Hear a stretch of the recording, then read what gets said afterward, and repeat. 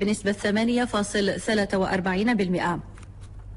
حزب التقدم والاشتراكية 1766 مقعدا أي بنسبة 5.61%.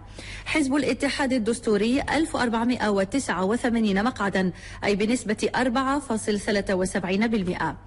تحالف أحزاب فيدرالية اليسار الديمقراطي 333 مقعدا أي بنسبة 1.06%.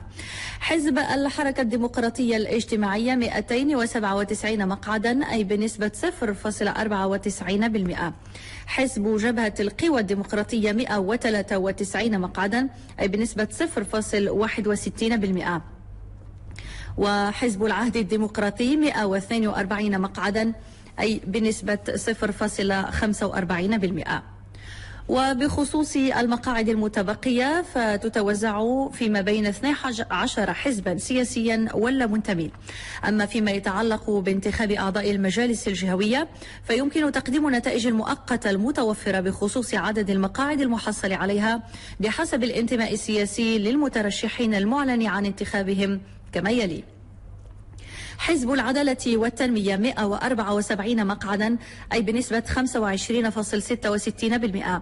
حزب الأصالة والمعاصرة 132 مقعدا أي بنسبة 19.47%.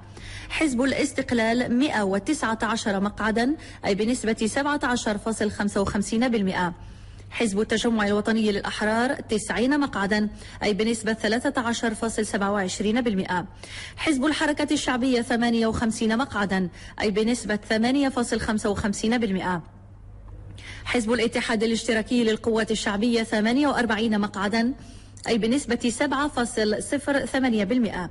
حزب الاتحاد الدستوري 27 مقعدا أي بنسبة 3.98%. وحزب التقدم والاشتراكية 23 مقعدا أي بنسبة 3.39%.